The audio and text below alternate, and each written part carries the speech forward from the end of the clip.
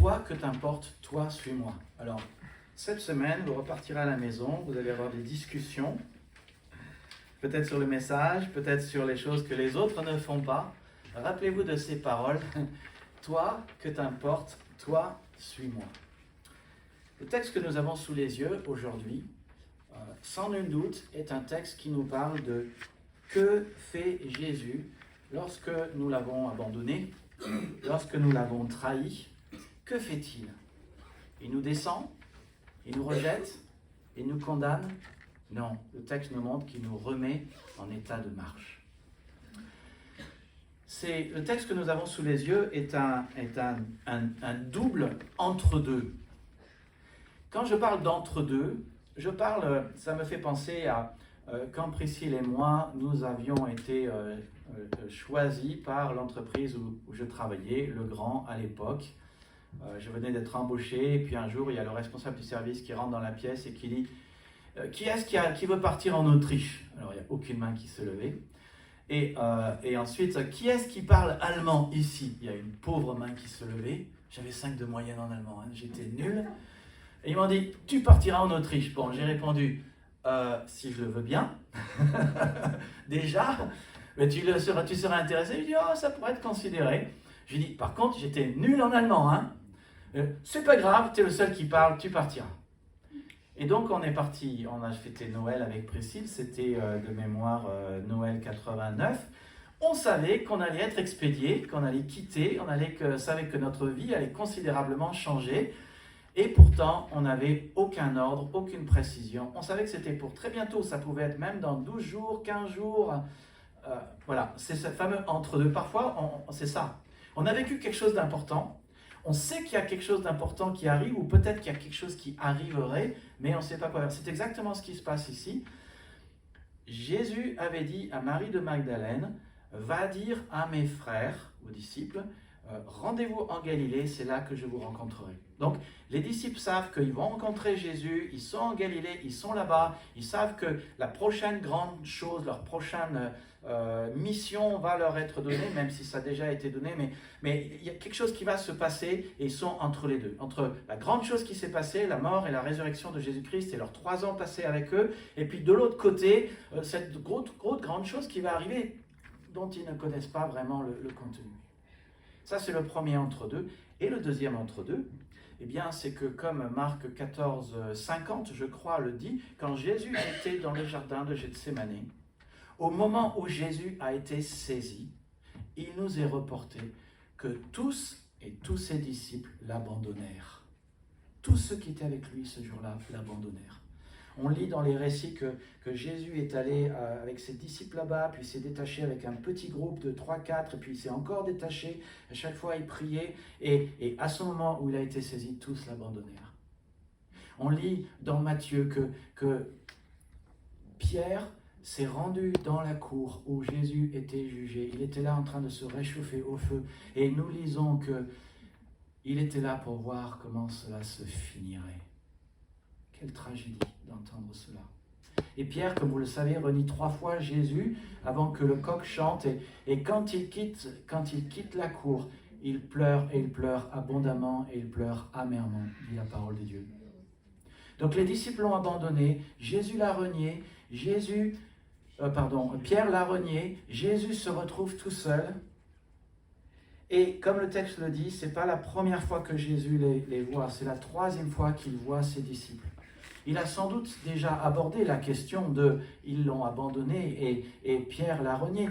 D'ailleurs, en fait, le premier soir du jour de la résurrection, dimanche soir, Jésus est entré dans la pièce, ils étaient enfermés dedans et ils étaient enfermés par crainte eux-mêmes d'être pris. Et la première chose que Jésus leur dit montre s'il leur en veut ou pas qu'ils l'ont abandonné.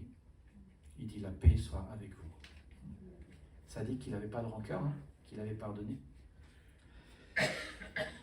Alors que fait Jésus et comment est-ce qu'il nous remet en état de marche? J'ai 4 grands points que vous avez ici sur votre feuille. Désolé, je n'ai pas fait de PowerPoint, mais la première chose que nous voyons dans ce texte, c'est que le Christ sait avoir mon attention. Il sait avoir l'attention des disciples, ou je pourrais le dire autrement pour parler de ce langage moderne du XXIe siècle, Jésus s'est connecté. C'est simple. Et j'aime bien cette question que nous voyons au verset 3, que Jésus leur pose. Il dit, « Enfants, n'avez-vous rien à manger ?» Ça parle aux hommes. Il parle de leurs besoins. D'ailleurs, ça inclut aussi ses besoins. Il est dit qu'il ne prie rien, verset 3, « Et enfants, n'avez-vous rien à manger ?» Voilà la manière que Jésus a pour connecter avec ses disciples. Il parle déjà de leurs besoins. Et ce qui est intéressant aussi, c'est qu'il ne dit pas « Vous n'avez rien à manger, je vous invite à manger. » Non, il leur pose une question. Pourquoi ? Parce que les questions sont simplement plus puissantes que les affirmations. Quand on affirme, on impose une vérité à l'autre. Quand on pose une question, on rend l'autre conscient déjà de son besoin, conscient de ce qu'ils auraient besoin de faire, et ça permet de connecter directement avec l'autre. Et puis, il leur rappelle une situation connue. Il dit simplement, « Jetez le filet du côté droit de la barque et vous trouverez. » Et ça, on sait que c'est un remake d'une chose qui a déjà été faite autrefois. Quand Jésus s'est présenté à Pierre et à André, et à Jacques et Jean, il enseignait, puis finalement, après avoir enseigné la foule, il est monté dans la barque. Il est monté dans la barque, il a dit à Pierre, « Éloigne-toi et jette ton filet de ce côté. » Et Pierre, qui avait déjà pêché toute la nuit, Pierre qui avait pêché toute la nuit, lui dit, « Jésus, Seigneur, ça ne marchera pas. Ne te rends pas ridicule. » Et ce jour-là, on sait ce qui s'est passé, le filet s'est rempli complètement à un tel point que les deux barques s'enfonçaient dans l'eau. Et quand Jésus leur dit de faire cela, et quand Jésus fait ce miracle pour eux et re-remplit à nouveau ce filet, il est en train non seulement d'avoir leur attention, mais il est en train aussi de leur rappeler ce qui est déjà connu. D'ailleurs, celui qui se rend compte que c'est Jésus, c'est Jean, le disciple que Jésus aimait, aucun amour sexuel, c'est un amour. Jean était un cousin. Salomé, la mère de Jean, la femme de Zébédée, était sœur de Marie. Jean était un cousin. Et c'est Jean qui le premier dit, « Mais c'est le Seigneur. C'est le Seigneur. » Et là, tout le monde Pierre réalise que c'est le Seigneur. Il n'est pas complètement à poil. En fait, le texte dit qu'il avait juste enlevé ses vêtements extérieurs, donc il avait toujours un caleçon, et il se jette à l'eau, et il va voir, et il va à Jésus, pendant que les autres disciples prennent tous les poissons. Mais Jésus connecte avec eux, tout simplement, en leur redonnant une situation connue, qui leur permet de se souvenir qui avait fait cela. Et c'est là qu'à ce moment-là, ça connecte dans leur tête. Et puis, Jésus sait avoir leur attention et connecte avec eux en leur préparant un petit déjeuner. C'est dit au verset 9. Lorsqu'ils furent descendus à terre, ils virent là des charbons allumés, du poisson dessus et du pain. Je me suis dit, waouh, Jésus, il a fait vite quand même. Hein. En fait, quand on y réfléchit, je ne suis pas un professionnel de ce genre de petit déjeuner, vous avez bien compris, et peut-être que toi non plus, tu ne l'es pas, mais bon, alors je sais qu'avec mon barbecue Barbecook, qui est révolutionnaire, hein, tu mets le papier dedans, tu mets de l'eau en bas, et puis tu mets la braise dessus, et tu allumes. Je sais qu'il faut au minimum 15 minutes pour avoir les braises, au minimum. Et puis, il faut faire le pain. Alors, certes, le pain n'est pas du pain levé là-bas, c'est du pain non levé. Hein. Bon, j'imagine que de malaxer tout ça, c'est probablement un coup de 10-15 minutes aussi, parce qu'il fallait l'aplatir, il fallait le cuire. Et puis, il y a aussi le poisson. Bon, c'est un truc la préparation de Jésus, c'est au moins de 30, alors je dirais d'un point de vue humain, hein, purement humain, hein, c'est quelque chose qui dure normalement pour nous entre, je dirais, 30 à 60 minutes. Et pourtant, Jésus semble l'avoir fait comme ça. Bon, il y a eu un peu de temps qui s'est écoulé, le temps qu'ils amènent les poissons sur la plage. Voilà, mais ils étaient 200 coudées, ça fait 100 mètres, ils étaient juste à 100 mètres. Ils ramènent les poissons sur la plage, et quand ils arrivent, tout est prêt. Vous voulez parler au cœur d'un homme? Parlez à son ventre. Jésus a la connexion. Comment appliquer cela dans ma vie? Parfois nous sommes là et nous nous disons, je ressens cela dans ma vie et je n'ai pas ce qu'il faut. Et nous avons des besoins. Et ces besoins sont parfois si forts, besoin de sens, besoin d'argent, besoin d'un travail, besoin d'une épouse, besoin de quelque chose. Et si, je jette juste comme ça là comme sujet de réflexion, et si, parfois nous avions des besoins, parce que c'est Jésus qui veut connecter à nous, et qui nous dit simplement, soyez là à la prière. Viens me rencontrer. Il sait avoir notre attention, il n'impose rien, il nous pose des questions parfois, il nous dit « Qu'est-ce que je peux faire pour toi ?» En fait, la Bible est remplie de versets où Jésus dit des choses comme cela. « Qu'est-ce que je peux faire pour toi ?» Où il nous dit « Demandez et vous recevrez ». Il nous invite à considérer que quand nous avons des besoins, il est le Dieu qui pourvoit. Et si les besoins étaient la manière que Jésus a, que le Dieu de la Bible a, de nous dire « Je suis là, viens à moi. Es-tu fatigué? Viens à moi. Es-tu assoiffé? Viens à moi. Es-tu blessé? » C'était le premier message que j'ai donné. Es-tu blessé? As-tu besoin d'être libéré de ton esclavage, de tes péchés, de ton oppression? Viens à moi. L'Esprit du Seigneur est sur moi. Il m'a envoyé pour annoncer une bonne nouvelle aux pauvres, pour délivrer les captifs, rendre voyant l'aveugle. Donc, Christ sait avoir notre attention. Et puis, ce que nous voyons ici, au travers de ce petit déjeuner, c'est que le Christ sait créer un contexte propice à ma restauration. Le Christ crée un contexte propice à ma restauration. En fait, on pourrait même décrire le Christ comme celui qui est un restaurateur et qui a ouvert un restaurant ambulant, si je puis dire. Il crée un contexte propice pour les disciples. Il prépare lui-même un bon repas. C'est dit ici, charbon allumé, poisson dessus et pain, tout est prêt. Jésus est un maître d'hôtel. Il a tout fait à la perfection. Il est ce grand serviteur dont on a parlé dimanche dernier. Le même grand serviteur qui est le roi des rois, le Seigneur des seigneurs et qui a donné sa vie pour que nous soyons libres du péché, de Satan, de la mort, de notre chair. Ce même grand serviteur est un maître d'hôtel et prépare le petit déjeuner pour ceux qui ont été avec lui pendant 3 ans et il les sert. C'est même dit, Jésus s'approcha, prit du pain, il leur en donna, il fit de même du poisson. Il les sert. Il n'est pas simplement grand par sa position, il est grand par ce qu'il fait. C'est les disciples qui devraient servir Jésus, mais non, c'est Jésus qui les sert. J'imagine que les disciples étaient à la fois fatigués d'un côté et qu'ils avaient faim de l'autre côté. Bon, alors Jésus ne va pas leur donner le repos dont ils ont besoin maintenant parce qu'ils ont besoin d'avoir une conversation ensemble. Hein. Mais Jésus va leur donner la nourriture dont ils ont besoin et ceci sans travail. Il les sert. Il organise un moment de communion. Et vous savez, je pense à combien de fois quand j'étais à l'église de Champs, parfois j'avais des choses relationnelles, parfois des conflits, parfois c'était avec moi-même, ou parfois c'était avec d'autres gens, mais je devais aller me rendre chez un frère africain pour résoudre cela. Et j'aime beaucoup comment les frères africains font et procèdent. Vous savez ce qu'on fait chez eux d'abord? D'abord, on parle, et on mange, et c'est tout ce qu'on fait. Et on n'aborde surtout pas le problème. On n'aborde pas le problème. Et ils ont une sagesse que nous avons perdue. Cette sagesse, c'est que pendant qu'on parle et pendant qu'on mange surtout, la nourriture en fait son travail à la fois dans notre corps et dans notre cœur. Et on parle de tout et de rien et pendant ce moment-là, on connecte. Et quand enfin, je me souviens particulièrement d'une fois où je visitais ce frère, c'était à Roissy-en-Brie, et je dis, bon, il faut que j'y aille, j'ai un autre rendez-vous, et ce frère me dit, je te raccompagne. On raccompagne la personne à la voiture. Et pendant qu'on raccompagne à la voiture, moi je me suis dit, on ne va pas aborder notre problème, c'est pas grave, ça n'a pas d'importance, maintenant je vois que tout est apaisé. Là, il aborde le sujet avec une grande douceur.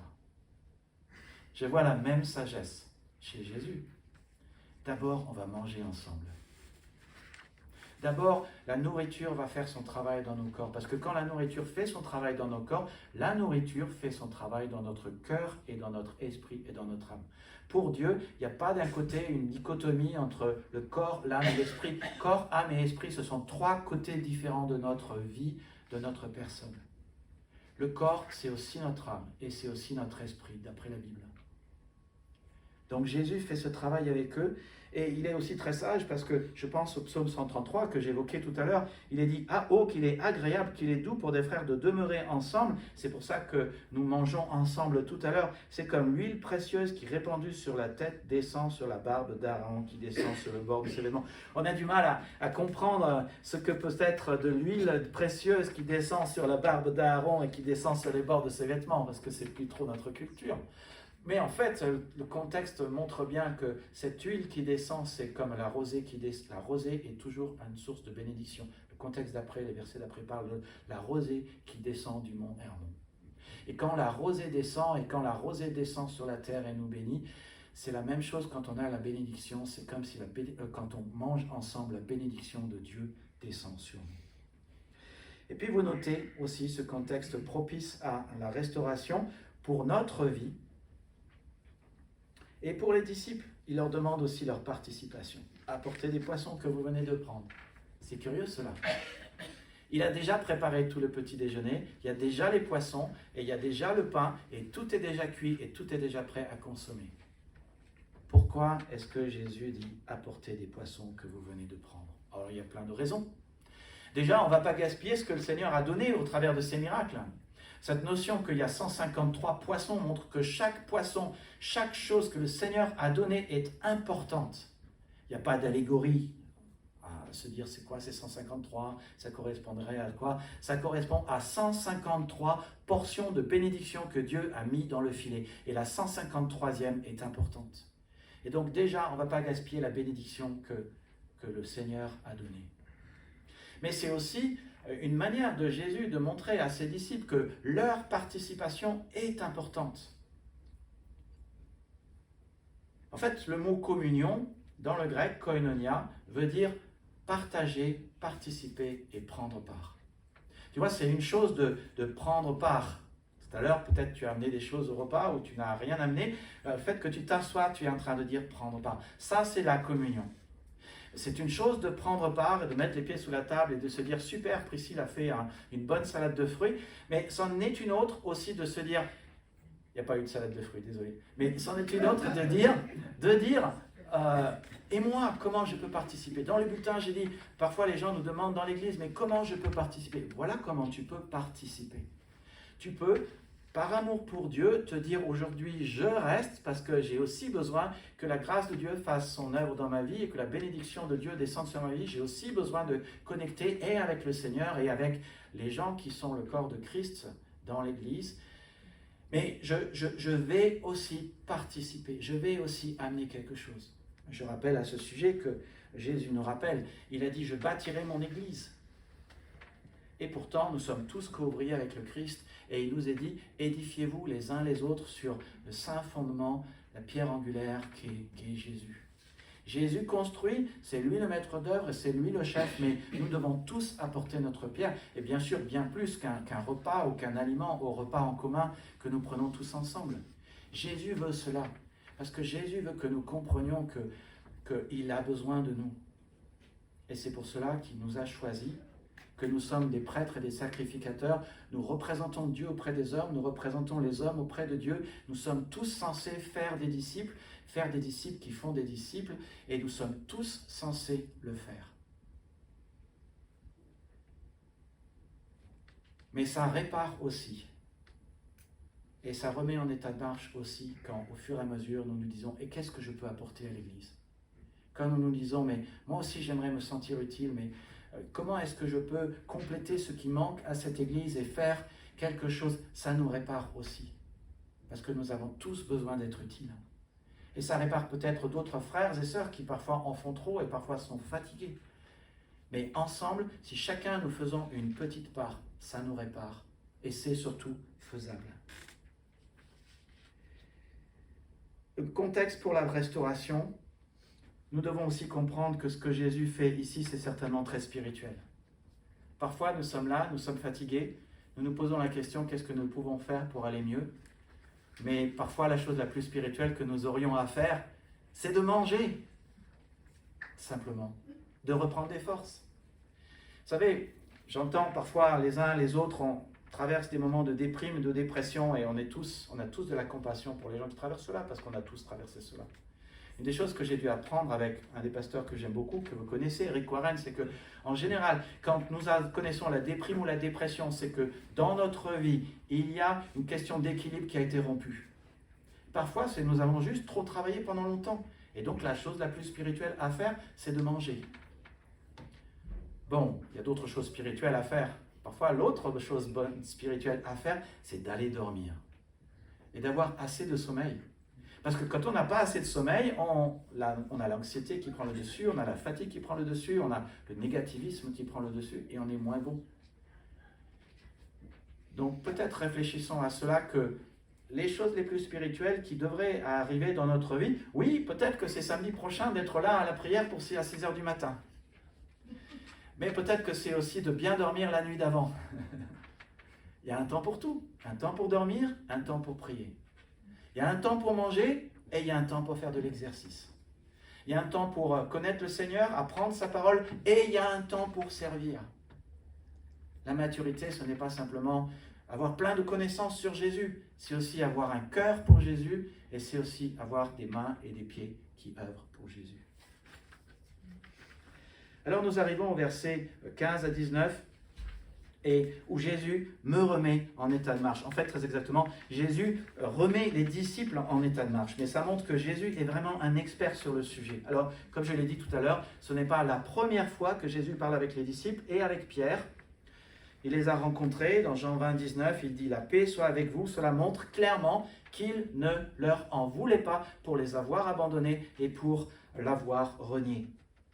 Ce que j'aime avec le Christ ici, c'est que le Christ ne va pas commencer à dire « Bon, on va explorer votre passé parce qu'en fait, vous êtes coupable et vous avez certainement des regrets. » Non, Jésus n'adresse pas le passé. Jésus n'adresse pas les regrets parce qu'en fait, ça ne sert à rien. Nous apprenons de cela que quand nous avons fait des choses dans notre vie et que nous avons gaffé et que nous avons péché, ça ne sert à rien de regarder le passé et de le regretter. Il y a un temps pour la repentance et la confession, mais une fois que nous avons confessé et que nous nous sommes repentis et que nous avons dit « Pardon Seigneur », la Bible nous dit que nous sommes pardonnés, purifiés.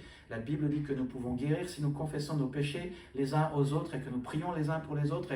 Et la Bible dit aussi que si nous nous détournons du péché, nous reconnaîtrons la prospérité pour notre vie. Mais le passé ne peut plus être changé et tous les regrets que nous avons pour les choses passées qui nous ont été faites ou que nous avons fait aux autres ne servent plus à rien. En fait, ils nous retiennent dans le passé et ils font en sorte qu'on n'arrive pas à vivre le présent. Jésus ne parle pas du passé ici.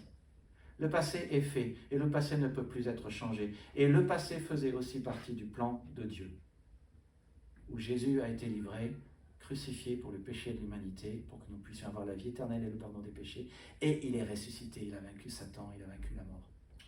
Mais donc Jésus parle sur la seule chose qui compte, et c'est la seule chose qui compte dans ta vie. Ce n'est pas les choses sur lesquelles tu as gaffé, là où tu as tout foiré, là où tu es tombé, là où c'est ta faute. Ces choses-là, tu ne peux plus les changer. Mais tu peux te pardonner, tu peux reprendre un nouveau départ, tu peux les confesser au Seigneur, tu peux dire « Seigneur, pardon parce que j'ai péché » et passer à la suite. Mais reste pas accroché dans le passé. Je pense à cette phrase de Jésus quand il a dit lui-même « Si quelqu'un veut venir après moi, il est comme un homme qui laboure pour le royaume de Dieu. » Mais cette personne qui laboure pour le royaume de Dieu et qui va devant ne peut pas regarder en arrière. Si quelqu'un regarde en arrière, il est impropre au royaume de Dieu. J'aime bien ce que Rick Warren dit, hein, je le redis, j'aime bien cette blague. J'aime bien blaguer de temps en temps, vous savez. Parfois je fais sérieux, mais j'aime bien les blagues. J'aime bien Rick Warren quand il dit « Bon alors, sérieusement, vos pieds, ils regardent où? Vers devant ou vers derrière?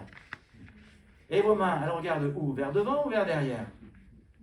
Et vos oreilles, elles écoutent où? Devant ou derrière? Et vos yeux, ils regardent où? Devant ou derrière? Alors pourquoi êtes-vous tout le temps en train de regarder derrière? » Il dit « Il n'y a qu'une chose qui est derrière. » Et c'est fait pour laisser les choses derrière. Donc regardez pas et avancez. C'est exactement ça. Jésus va droit à l'essentiel et il pose la seule question qui compte. M'aimes-tu? Et en fait, il pose cette question 3 fois. Alors, j'ai essayé de creuser ça un peu plus. J'ai déjà prêché sur ce texte, vous vous souvenez, il y a quelque temps.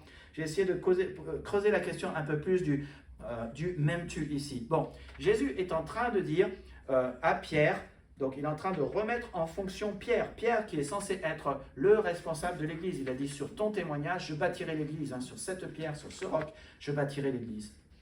Il est en train de le remettre en marche. Et il dit, Pierre, m'aimes-tu? Alors selon les traductions, c'est m'aimes-tu plus que même ceci ou m'aimes-tu plus que tu n'aimes les autres? Alors sachez qu'en fait c'est m'aimes-tu plus que les autres?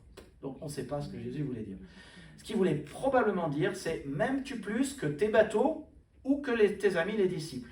Ça, c'est la question de fond. Et le mot utilisé ici, ce que j'ai mis ici dans la deuxième question, c'est le mot pour agapé. Et agapé, c'est le mot pour parler de l'amour divin. C'est un amour pur, c'est un amour fort, et c'est un amour inconditionnel. Et c'est un amour par lequel nous pouvons nous aimer. Quand Jésus dit « aimez-vous les uns les autres », il utilise le mot « agapé ». Nous pouvons nous aimer les uns les autres et nous devrions nous aimer les uns les autres d'un amour fort, pur et inconditionnel, à un tel point que nous devrions être capables et accepter de donner notre vie les uns pour les autres. Oui, 6 heures du matin, samedi, c'est tôt. Oui, mais on le fait pour les autres. Les églises ont besoin de nos prières, les frères et sœurs ont besoin de nos prières, alors on le fait quand même. C'est de ça dont on parle. Et Jésus pose cette question, parce que c'est la seule question. Notez que ce n'est pas une question qui accuse, c'est une question pour réparer Pierre. Pierre, la seule question de savoir maintenant, ce n'est pas si tu as gaffé, si tu as tout foiré, si tu m'as renié. Ça, c'est plus la question. La seule question qui compte maintenant, c'est est-ce que tu m'aimes? Rien d'autre. On ne va pas parler du passé, ça ne sert à rien. Et Pierre lui répond, Seigneur, tu sais que je t'aime. Et là, il utilise le mot philéo. Et le mot philéo, c'est je t'aime comme un ami. Comme un ami.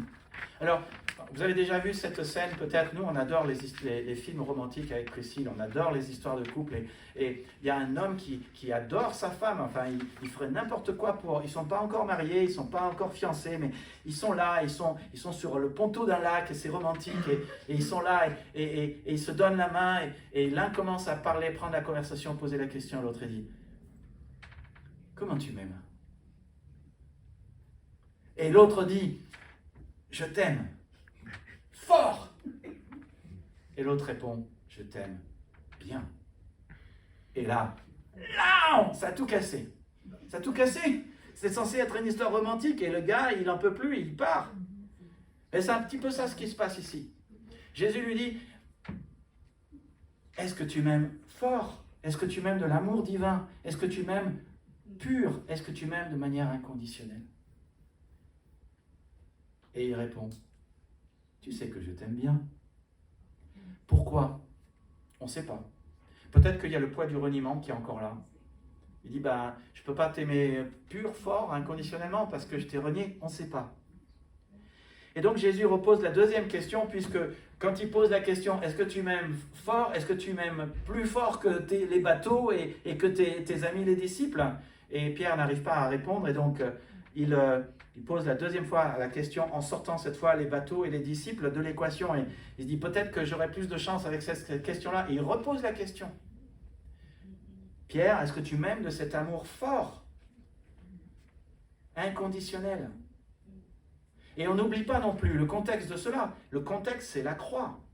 C'est aussi 3 ans de vie passée les uns avec les autres, où ils ont sillonné la Judée, la Samarie, la Galilée ensemble. Ils ont vécu tant de choses ensemble, tant de miracles, tant de choses difficiles, tant de joie, tant de choses extraordinaires. Et puis il y a eu la croix. Jésus a dit, le Fils de l'homme est venu pour servir et donner sa vie en rançon pour beaucoup. Il a donné sa vie pour ses disciples, pour tous ceux qui croiraient en lui. Et il a dit, il n'y a pas de plus grand amour agapé que de donner sa vie pour ses amis. Et il a dit ça à ses disciples.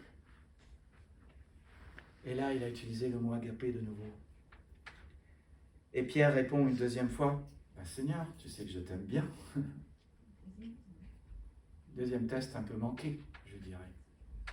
Mais en réinsistant une troisième fois et en reposant la question déjà une deuxième fois et une troisième fois, Jésus met toujours l'accent, non pas simplement sur les gaffes de Pierre dans le passé, mais il met aussi l'accent sur ce qui compte maintenant et ce que Pierre a besoin de changer maintenant. Parce qu'il aimerait que notre amour soit fort, inconditionnel et pur. Et il aimerait que l'amour de Pierre soit inconditionnel, fort et pur aussi. Et il repose la question, et cette fois il change, et il utilise le mot philéo. Alors, il y a plein de discussions parmi les commentateurs sur est-ce que Jésus voulait dire la même chose 3 fois de suite ou pas. Probablement, Jésus voulait dire la même chose 3 fois de suite. Parce que, en fait, Pierre, la 3e fois, il est chagriné que Jésus lui pose la 3e fois la question.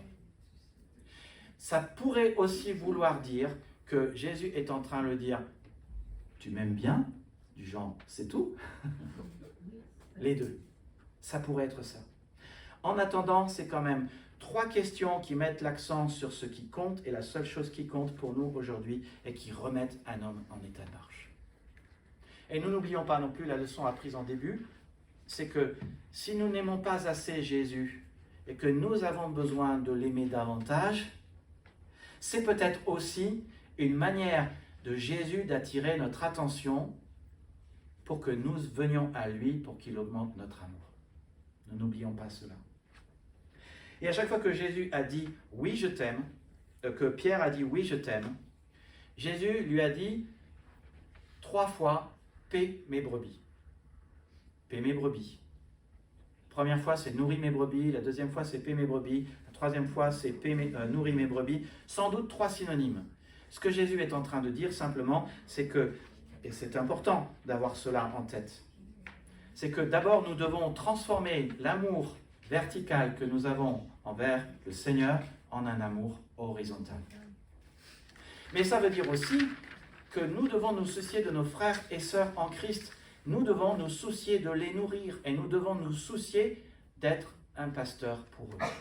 Alors beaucoup de gens disent non, le pasteur c'est toi. Mais d'une certaine manière, nous devons tous veiller les uns sur les autres, parce que être un pasteur, c'est veiller sur le troupeau, c'est donner la direction au troupeau, et c'est aussi nourrir le troupeau. Chacun de nous, dit Jésus, nous avons une mission, qui est de faire des disciples qui font des disciples. C'est-à-dire qu'en fait, nous devons tous recevoir la direction du Seigneur pour donner la direction du Seigneur aux brebis. Tous nous devrions chaque jour lire sa parole pour recevoir sa direction, pour pouvoir aussi nourrir les autres. C'est de ça dont Jésus parle ici. Ça veut dire naturellement aussi choisir une église. Parce que tu ne peux pas donner des choses concrètes et pratiques à une église qui est impersonnelle. Parfois les gens disent « oui, mais ce qui compte, c'est le corps de Christ ». Moi, je ne vais pas dans une église, je regarde YouTube, et puis de l'autre côté, je vais dans telle église un jour, et puis je vais dans une autre église un jour. Ce qui compte, c'est le corps de Christ. Ah oui? Alors explique-moi, qui va venir te visiter quand tu seras à l'hôpital? Le corps de Christ? Les gens avec lesquels tu n'as aucune relation? Et à ce moment-là, en général, on appelle le pasteur et on dit « il faut absolument, pasteur, que vous alliez visiter une telle ». Ça m'est arrivé il y a quelque temps, une femme, une chère sœur, que j'aime de l'amour du Seigneur, mais qui me dit, je n'ai personne pour me visiter, mais alliez-vous dans une église dans votre ville? Ah non, pas vraiment. Je dis, voilà, il faut aller dans une église. Allez dans une église, allez dans un petit groupe, mais choisissez une église. Parce qu'à moins de choisir une église, vous ne pouvez pas apporter des soins concrets, pratiques aux autres, en les nourrissant et en veillant sur eux.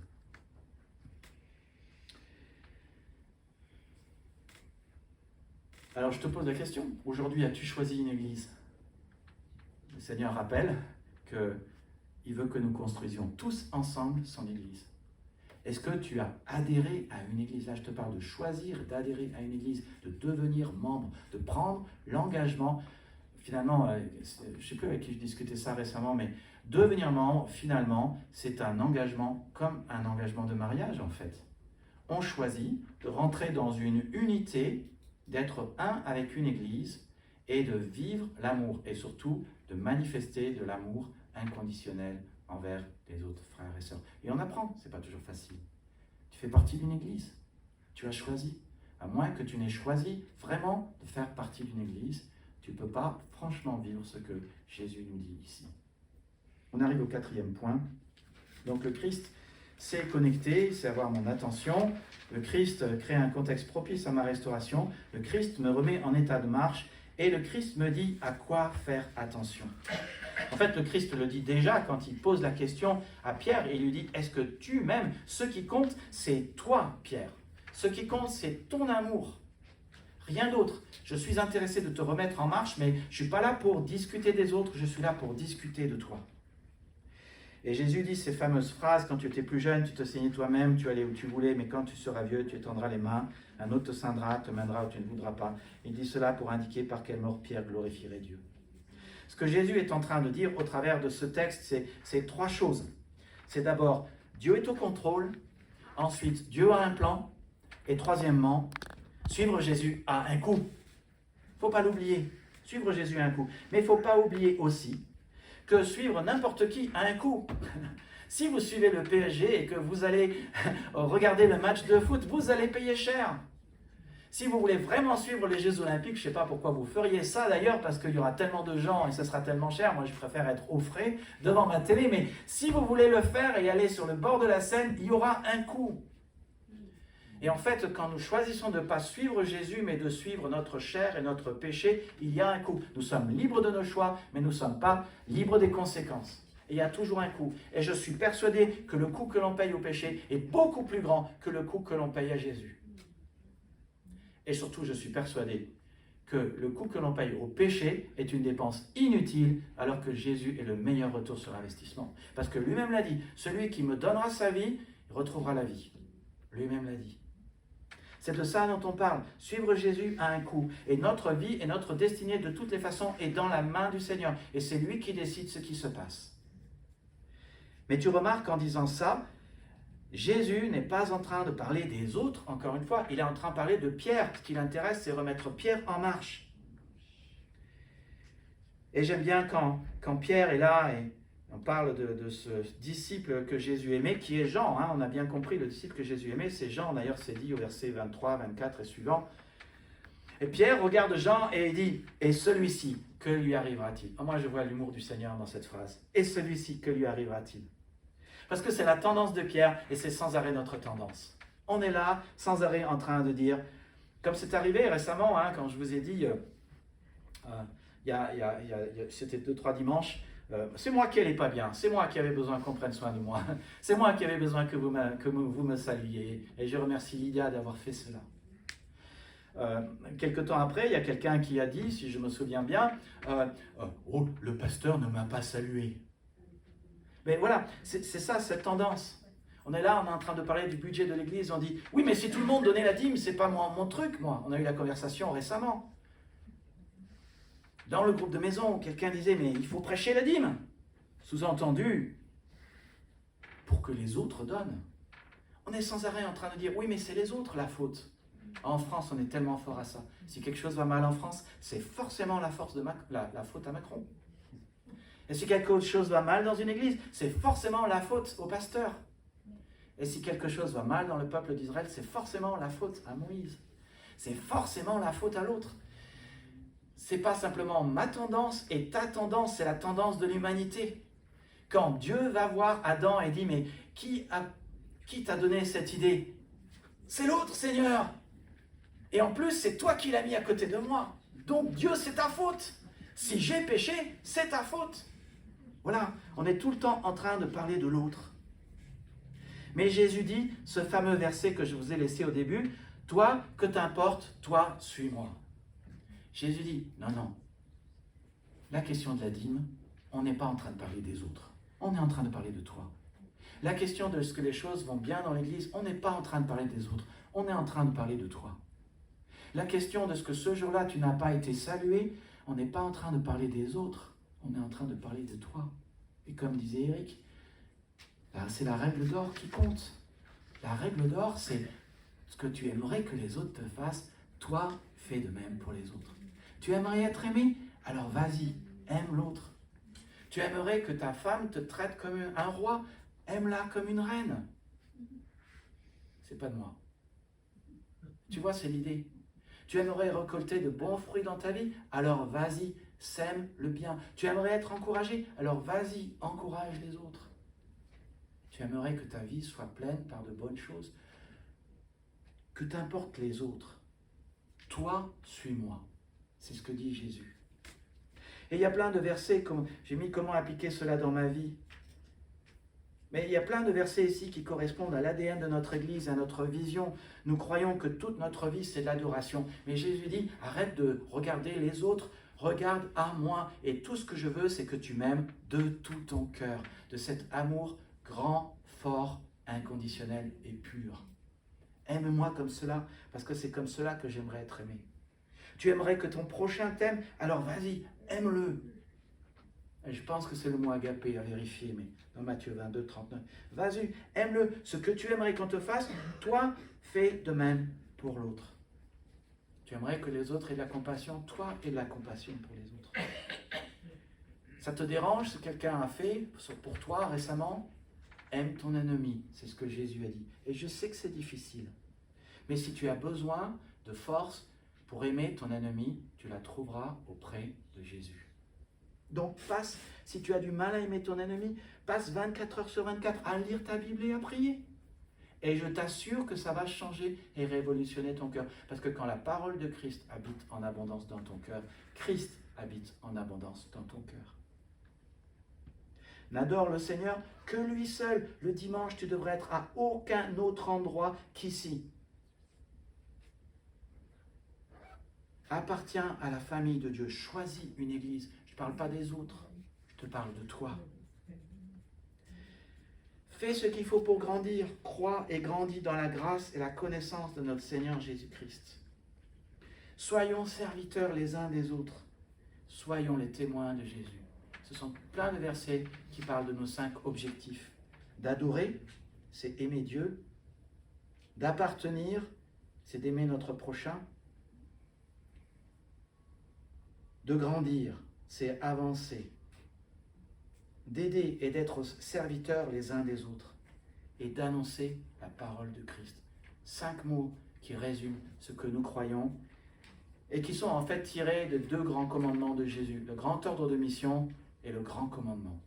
Et nous croyons qu'un grand engagement au grand ordre de mission et au grand commandement nous donnera non seulement une grande vie, de grandes relations, mais une grande église. Maintenant, c'est à chacun de nous de dire « D'accord Seigneur, je suis là et je te suivrai. » Note ce que Jésus dit. « Que t'importe, toi, suis-moi. » Dans 15 jours, et même avant dans 15 jours, je ne serai plus là. L'année dernière, à la même époque, au moment où j'ai disparu, 40% de l'Église a disparu. Qui suivez-vous? Le pasteur ou Jésus-Christ? Jésus dit, toi, suis-moi. Suivre Jésus, ça implique donc chaque jour d'écouter sa voix et de faire ce qu'il dit. Il n'y a pas de plus grand bonheur que de servir Jésus, d'écouter sa voix, son chemin qui est pur, de lire sa parole. Chaque jour, prenez un paragraphe, posez-vous la question, qu'est-ce que j'apprends sur Dieu, sur les hommes, sur ce que je devrais faire ou pas faire? Et faites-le. C'est tout. Et demain, c'est une autre leçon. Si chaque jour vous faites cela, alors vous suivez Jésus. Mais si vous ne suivez pas Jésus, vous ne pouvez pas donner la direction aux autres. C'est vous qui faites des disciples. C'est nous tous qui faisons des disciples. Mais nous tous, nous devons choisir si nous voulons suivre Jésus. La parole que le Seigneur a pour toi, c'est que t'importe, toi suis-moi. Je vous invite à prier. Seigneur, nous te remercions pour ce texte. Et Seigneur Jésus, merci parce que tu sais nous réparer, tu sais connecter, tu sais créer des contextes propices à la restauration, tu sais créer la communion, tu sais faire venir la bénédiction dans nos vies et dans nos cœurs et tu sais nous poser les bonnes questions. Et Seigneur, tu nous poses cette question. M'aimes-tu plus que tu aimes les autres choses? M'aimes-tu de cet amour fort, grand, puissant, inconditionnel et pur? Après ce que j'ai fait pour toi à la croix, qui te donne une place au ciel, le pardon des péchés, un plan pour ta vie, la puissance de Dieu pour vivre ce plan et ma présence pour avoir cette puissance, est-ce que tu m'aimes? Seigneur, que nous puissions monter un cran notre amour pour toi. Et puisque parfois nous devons aussi faire le bilan et confesser que parfois nous t'aimons bien, mais pas de l'amour aussi fort que tu voudrais que nous t'aimions, aide-nous, Seigneur, à ne pas oublier que si nous venons à toi dans la prière et dans la lecture de ta parole, tu rempliras notre cœur de ton amour, et alors nous pourrons t'aimer plus fort. Merci, Père, parce que tu nous as aimés avant la fondation des temps. Avant la fondation des temps, tu nous avais déjà choisis pour que nous soyons tes enfants, et tu as fait cela par amour et par bonté. Tu nous as créés pour nous aimer, pour que nous t'aimions en retour. Que notre vie puisse être remplie de ton amour. Parce que ton amour, Seigneur, le recevoir et le donner, c'est la seule chose qui fait sens.